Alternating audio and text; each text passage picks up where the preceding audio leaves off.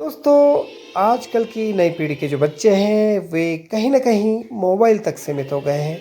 खेल-कूद और बहुत सारी क्रिएटिव एक्टिविटीज़ जो हमारे बचपन में होती थी, वो कहीं न कहीं आज के परिवेश से दूर होती जा रही है।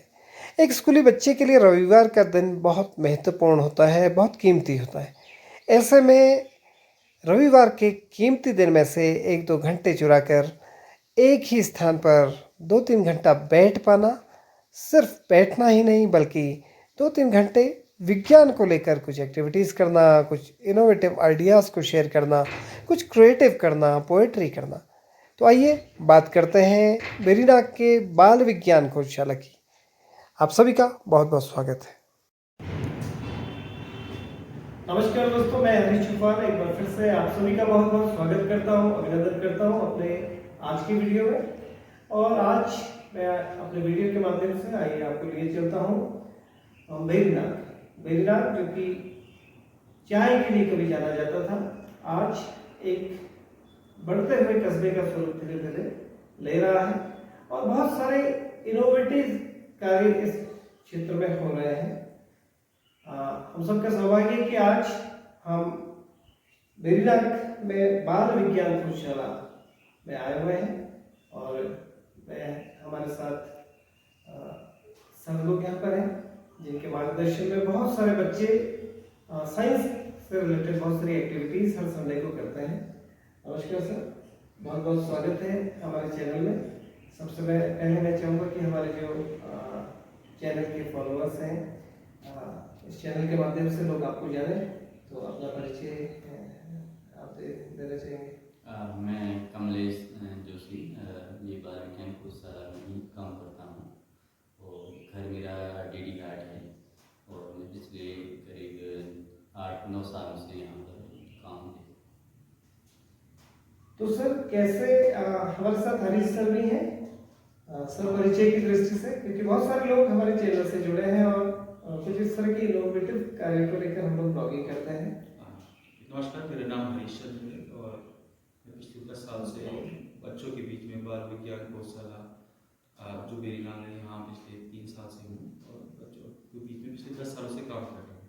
और मूल निवास मेरा रानीखेत मछली में के पास एक गाँव है, वहाँ से हूँ और लॉकडाउन के टाइम से लगातार हम यहाँ वेरिनाग ब्लॉक में हम काम कर रहे हैं जी। तो सर ये कॉन्सेप्ट कैसे दिमाग में आया? बाल विज्ञान खोजशाला ये एक अलग तरह का कॉन्सेप्ट है, क्योंकि बहुत सारे शहरों में डांस क्लासेस चल रही हैं, पेंटिंग क्लासेस चल रही हैं, हॉबी क्लासेस चल रही हैं और वेरिनाग अगर मेट्रोस की बात तो छोड़ ही दीजिए, अगर हल्द्वानी पिथौरागढ़ मुख्यालय इन सब की तुलना हम करें तो अभी छोटा सा कस्बा ही है। बावजूद उसके एक साहसिक पहल में कह सकता हूँ आप लोगों के द्वारा इस खोजशाला के माध्यम से की गई है।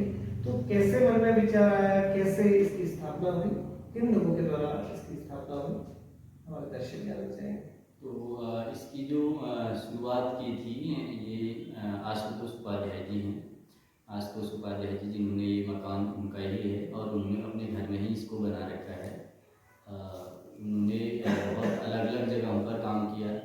उन्होंने हिंदुस्तान न्यूज़ में भी काम किया, पहाड़ पत्रिका जो नैनीताल से निकलती है उसमें भी उन्होंने काम किया और उसके बाद उनको ये लगा कि बच्चों के बीच कुछ काम करना चाहिए। तो उसके बाद वो प्रथम संस्था जो पूरे देश में बच्चों के साथ काम करने वाली एक अग्रणी संस्था है, उसमें उन्होंने शुरुआत में काम किया।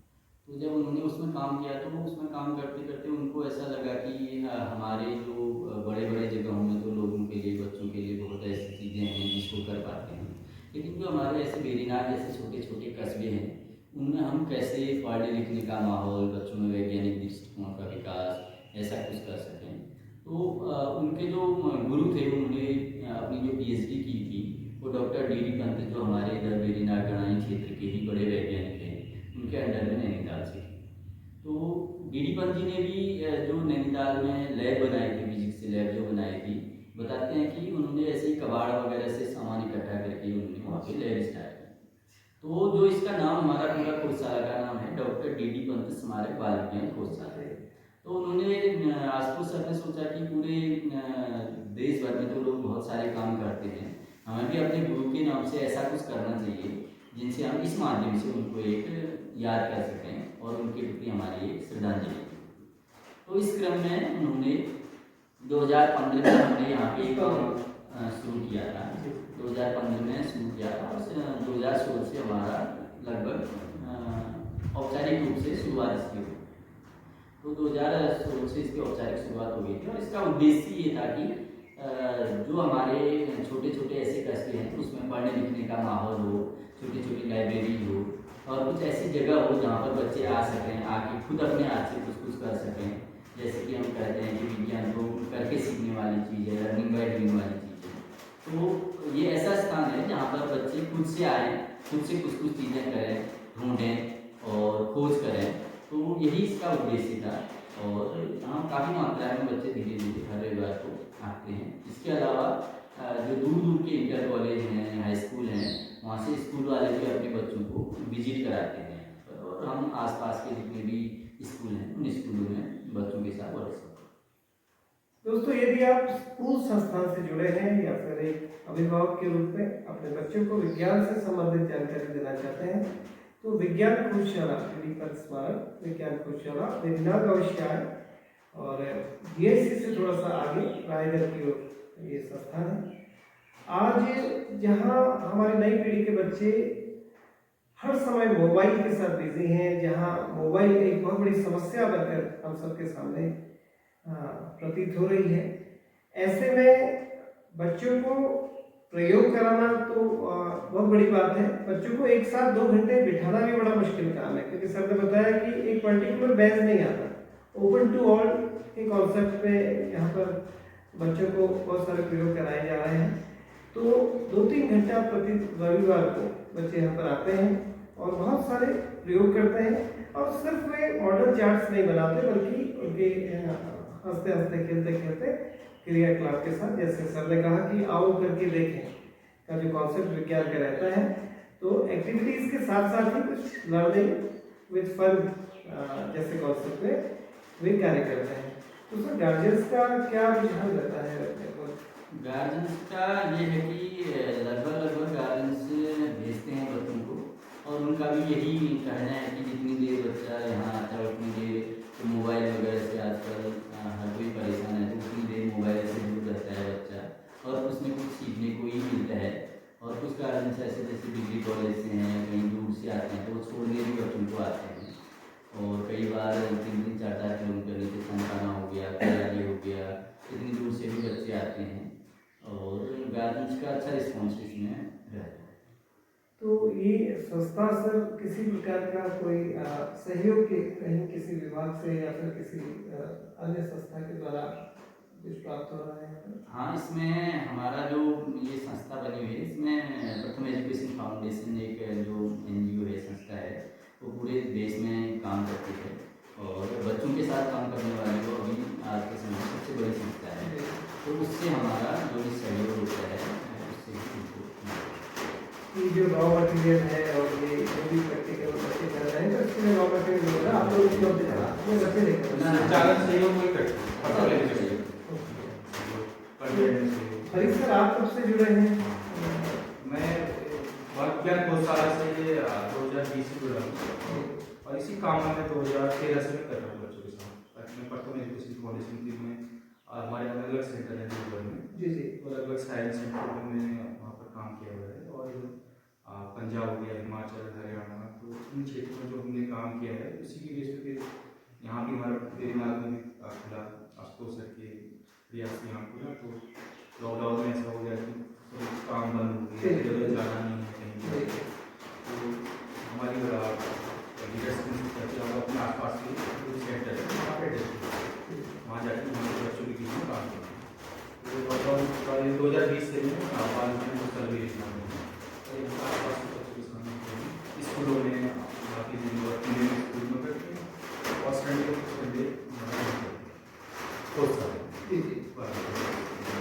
तो क्या कार्य क्षेत्र है हमारा? विकास स्तर पे ही संस्था विकास कर रही है। जैसे आपने बताया कि विद्यालयों में आपकी विजिट रहती है, वहाँ जाकर भी आप प्रयोग कराते हैं, तो क्या कुछ निर्धारित संस्था है या फिर इसमें हमारे लगभग 12 स्कूल ऐसे हैं जिसमें जूनियर हाई स्कूल और इंटरमीडिएट स्कूल हैं, जिनमें हमें हर महीने जाके अलग अलग पर हम उनके साथ वर्क करते हैं। और उसके अलावा जब हमें उन स्कूलों से समय मिलता है तो फिर हम बाकी स्कूलों में भी जाते हैं, जो लोग हमको बुलाते हैं और वहाँ जाते हैं। इसके अलावा अगर हम ब्लॉक से बाहर जाते हैं तो ब्लॉक से बाहर जहाँ भी हम जाते हैं लोग बुलाते हैं। और डाइट है, डाइट बिहार है, डाइट बागेश्वर है, और अभी 2-3 दिन पहले डाइट निकालने हमारे अन्य साथी सर और उन लोगों ने वहाँ पर भी काम किया। तो जितने उत्तराखंड में 3 डाइट हैं उनमें से लगभग अधिकांश डाइट में भी हम काम करते हैं, जो उनके डी स्कूल हैं या उनके टीचर्स का जो ग्रुप है उनके साथ भी हम काम करते हैं। इसके अलावा हमारे यहाँ पे एक लाइब्रेरी है जिसमें कभी कभी बच्चे आते हैं, लाइब्रेरी से किताबें सुनकर आके ले जाते हैं। और कभी संडे के दिन चीज़ें नहीं करते हैं तो बच्चों ने कहा कि चलो आज किताब पढ़ते हैं, तो यहीं पर किताब पढ़ा के पढ़ने लिखने वाले जो सेशन होता है वो करते हैं। इसके अलावा हम जो 12 स्कूलों में काम करते हैं उन्हीं 12 स्कूलों के गाँव में भी हम काम करते हैं। गाँव में भी हमने मिनी लाइब्रेरी जैसी बनाई है, वहाँ किताबें मिलती हैं। हमारे वॉलंटियर जो वॉलंटियर उन्हीं बच्चों के साथ कुछ एक्टिविटी करते हैं, कभी उनको किताबें इश्यू कराना।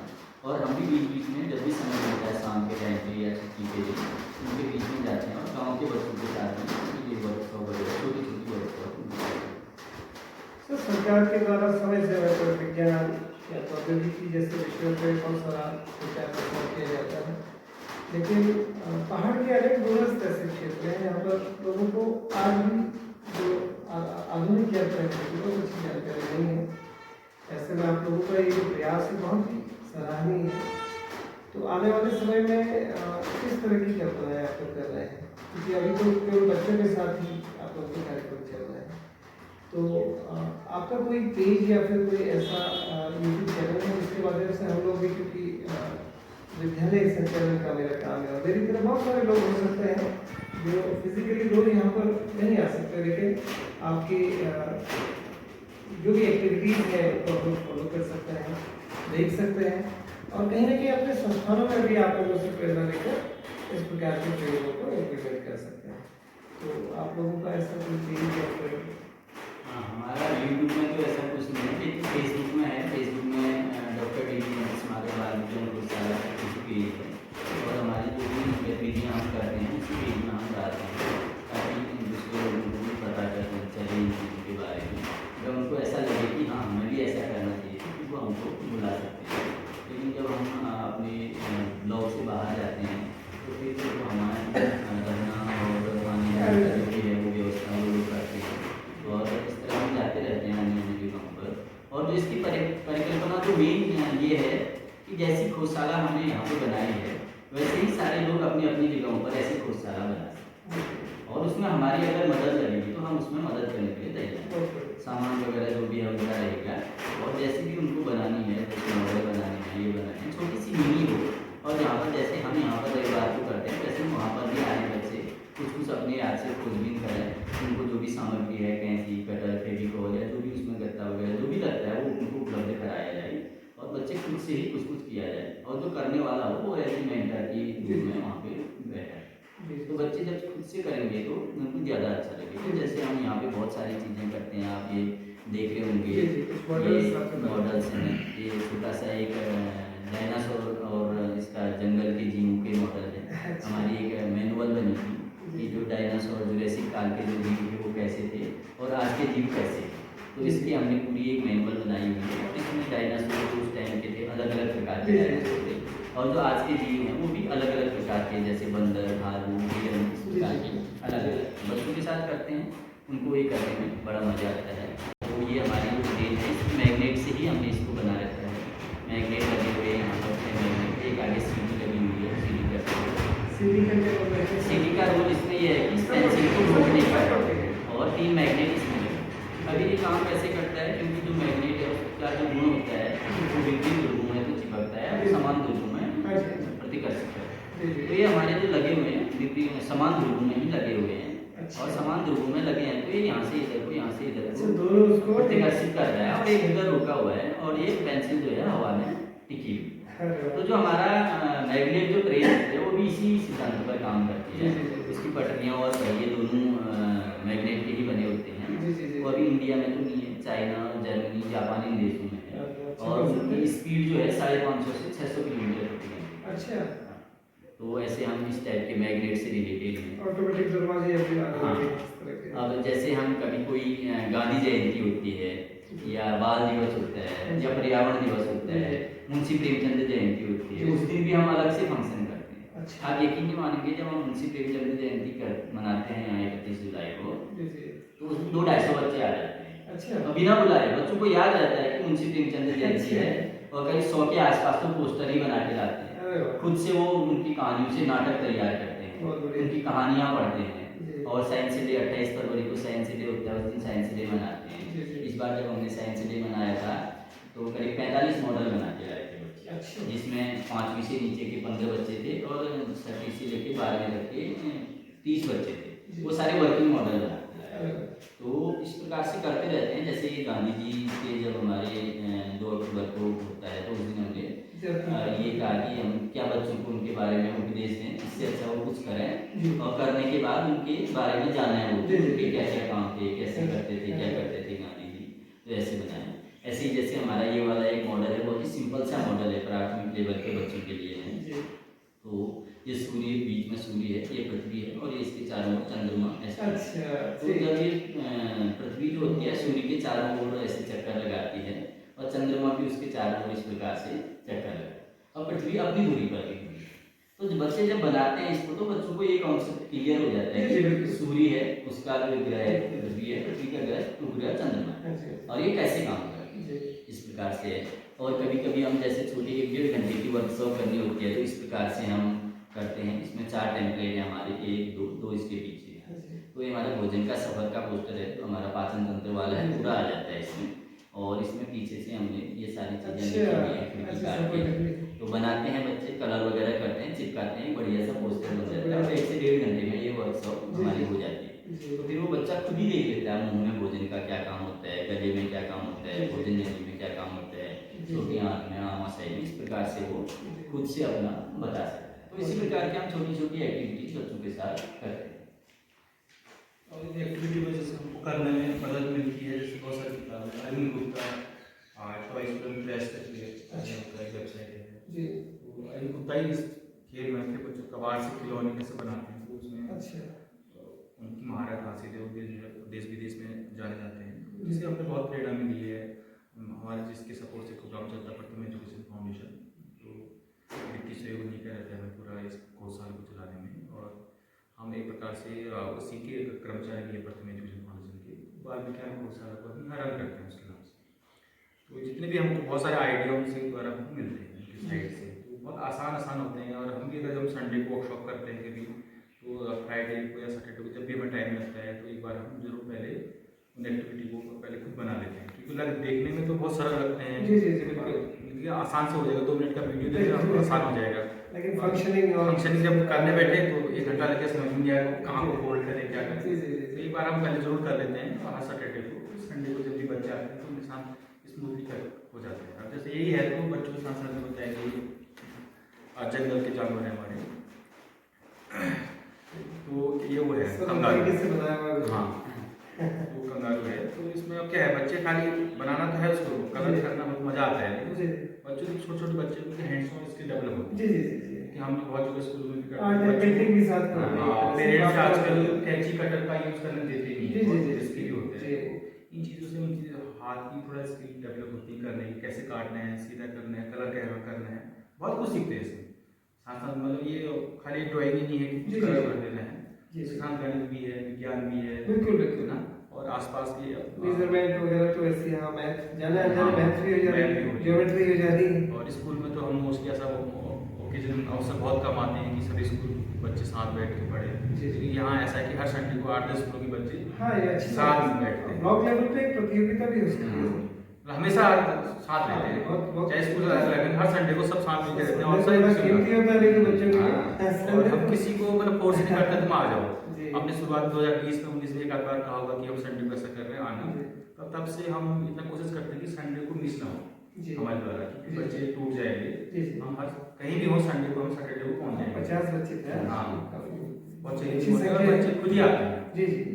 साथ साथ होता है। तो किताबें जैसे इसमें सुरेश अग्रवाल के हैं, ज्ञान के प्रयोग, बहुत सारे के सहयोग लेना पड़ता है, हम ही खुद डेवलप नहीं करते, कुछ हम करते हैं, करते हुए सीख के हम बना लेते हैं।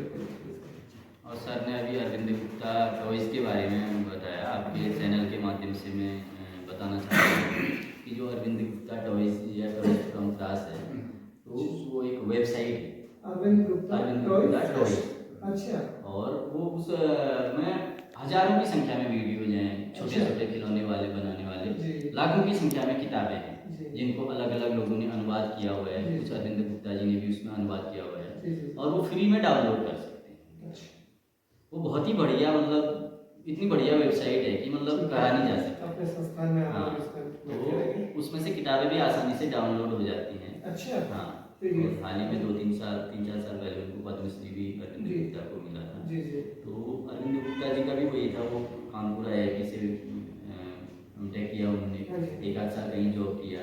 उसके बाद उनको लगा कि यार ये जॉब वैसा ही है। उसके बाद वो सारा यही खिलौने बनाना, ये करना उनमें लग गए, उन्होंने वो जॉब वॉब छोड़ दिया। मतलब एक प्रकार से वो विज्ञान को समर्पित हो गए। और विज्ञान भी ऐसा नहीं कि हाई फाई वाला विज्ञान नहीं, बच्चों वाला विज्ञान, जिससे बच्चे कुछ सीख सके। और जितना जो बच्चे यहाँ आते हैं, जिन बच्चों के साथ हम काम करते हैं, उनका जो हमारे शिक्षा के जो सिद्धांत होते हैं, उद्देश्य होते हैं, वो सारे कहीं ना कहीं पूरे होते हैं उससे। चाहे उनका ज्ञानात्मक विकास हो और क्रियात्मक विकास हो, भावात्मक विकास हो, तो वो सारे उनके पूरे होते हैं। वो करके सीखते हैं, उनके साइकोमोटर जो भी डेवलप होते हैं। और नहीं तो आजकल तो मतलब बच्चे बड़े हो जाते हैं, उनको एक सुई में धागा डालना नहीं आता है, बटन लगाना नहीं आता है। अगर ये छोटे छोटे बचपन से इस टाइप के काम ना हो तो बड़ा मुश्किल है। आज की जो पढ़ाई है सर, बहुत तेजी से बहुत सारे प्रयोग हो रहे हैं एजुकेशन सिस्टम के साथ। अगर हम तुलना करें तो 90 इवन 100% रिजल्ट के बाद एग्जाम्पल भी सेट हो गया। लेकिन क्योंकि मैं एक टीचर हूँ और हर तरह के बच्चे हमारे पास भी आते हैं, कुछ पढ़ने में बहुत मेधावी होते हैं। मेरा एक स्टूडेंट था दीपक, पढ़ने में बहुत अच्छा नहीं था और उस समय ये कीपैड वाले मोबाइल ट्रेंड करते हैं, एनालॉग जैसे। अभी वो आर्मी में है, उड़िया का पूरी खड़क से लहरा जी उनके पिताजी में तो उसकी डेथ हो गई थी। तो माता जी अक्सर आती थी विद्यालय पे पूछते हैं, तो मैं देखता था उसको मोबाइल के जो पुर्जे होते हैं ना, खराब मोबाइल इकट्ठा कर दिया करता था और पढ़ने में सही बताऊँ तो कमजोर था, मतलब एवरेज से भी नीचे। आज भारतीय सेना में है। तो ऐसे बहुत सारे बच्चे हैं जो पढ़ाई में, मतलब एकेडमिक में बहुत अच्छे हो सकते ना हो, लेकिन जैसे कि अभी शिक्षा में हम लोग कह भी रहते हैं, बहुत सारे शैतान बच्चे कई बार बहुत अच्छे एक्सपेरिमेंट कर रहे हैं। अब क्यूरियोसिटी रहती है बच्चों के भीतर, तो सब तेजी से एजुकेशन सिस्टम में चेंज आया है।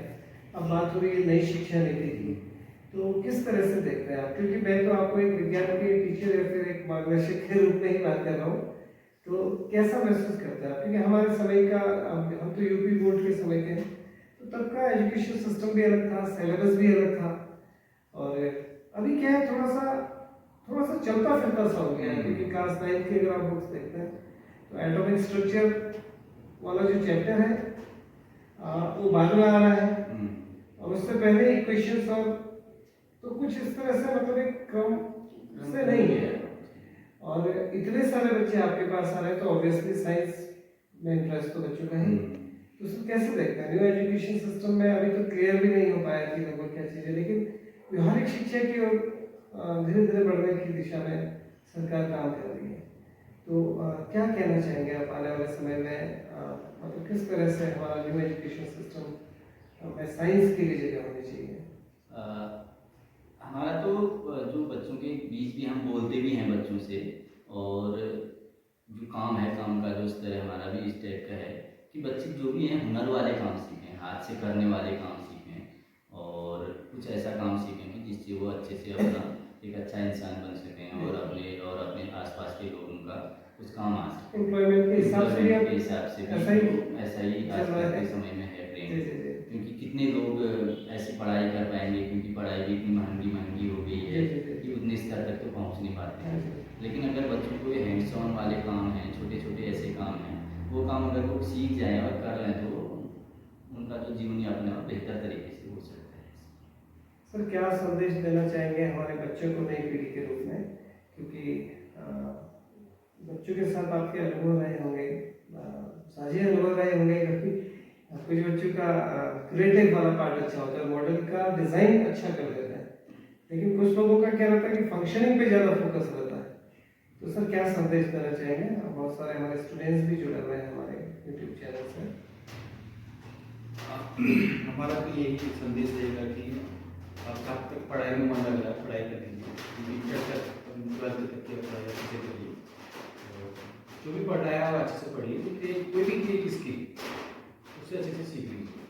चाहे आप अगर म्यूजिक में अच्छे से म्यूजिक में करिए, ड्राइंग में अच्छे से ड्राइंग में करिए। क्योंकि अगर हम जो ट्रेंड देख रहे हैं आसपास के विद्यालयों में या स्कूल में भी, तो पढ़ रहे हैं हम केवल नौकरी के लिए पढ़ रहे हैं, कंपटीशन इतना है, 100 में से एक के लिए नौकरी है, और बाकी जो 90 लोग हैं या 99% लोग हैं, 99 लोग हैं, तो वो उनके लिए रोजगार नहीं है। अब रोजगार आएगा कहाँ? आपका हुनर कुछ है नहीं, सीखा नहीं, आप सरकार के भरोसे रह गए हैं। तो ये बड़ी दिक्कत वाली बात है। तो हमें कोई अपना हुनर काम सीख लेना चाहिए जिस क्षेत्र में हमारी रुचि है, और बहुत देर में नहीं करना चाहिए। और कंपटीशन के पीछे 1 या 2 साल से ज़्यादा हमें बर्बाद नहीं करना चाहिए, क्योंकि हमारे पहाड़ के आसपास के बच्चों के पास बहुत इतना रिसोर्स भी नहीं है कि वो 4 साल 8 साल वहाँ कंपटीशन की तैयारी करते हैं। तो मेरा ये मानना है कि कंपटीशन करें, जरूर करें, 1 या 2 साल, बस 1-2 साल पता लग जाएगा, जब हो जाए तो ठीक है, नहीं तो आपने कोई ना कोई मार्ग देख आप फिर जिस रास्ते में जा रहे हो उसके पीछे आने का कोई मार्ग नहीं। बहुत ही एज ऐसी हो जाती है, आपको भी छोटा मोटा काम करने में भी शर्म आती है। तो यही है कि कोई एक दर पकड़ ले और इसमें समय बर्बाद न करें। कंपटीशन के इसमें बहुत ज़्यादा कंपटीशन फेस करें जरूर, लेकिन 1-2 साल से ज़्यादा उसमें नहीं। 2028 से गए हैं 25-26 तक तैयारी कर रहे हैं, 28 तक तैयारी कर रहे हैं, 8-9 साल 10 साल स्वरोजगार की ओर वैसे भी तो स्किल डेवलपमेंट 10 साल की तैयारी का मतलब कितना खर्च होगा जी, 10-15 लाख के रेंज से जाएगा। उसके बाद भी नौकरी नहीं है तो आप डिप्रेशन में जाओगे, घर में अशांति अलग होगी, आप भी हतोत्साहित होगी कि मैं कुछ नहीं कर पाया। यही है कि जितनी जल्दी कोई हुनर सीख ले। तो दोस्तों हम लोग खोजशाला के बहुत सारे इनोवेटिव और क्रिएटिव प्रोग्राम्स लेकर अपने अगले ब्लॉग्स में आप लोगों से मिलेंगे। आइए नजर डालते हैं कुछ बच्चों ने तैयार की है कमलेश सर के मार्गदर्शन में। और जैसे कि सर ने बताया कि प्रथम जो फाउंडेशन है, प्रथम फाउंडेशन के प्रथम स्थानीय इकाई के रूप में बाल विज्ञान खोजशाला यहाँ पर संचालित होती है और बहुत ही सरल व्यवहार के दोनों धनी हैं। संभवतः इसीलिए बच्चे प्रति रविवार को इंतजार करते हैं खोजशाला में आने का। और आने वाले समय में इस खोजशाला से बहुत सारे बच्चे इस क्षेत्र का नाम रोशन करेंगे और वैज्ञानिक क्षेत्र में उनकी जो अभिरुचि अभी बढ़ रही है, आने वाले समय में उसके परिणाम दिखाई देंगे। आप सभी का बहुत बहुत धन्यवाद।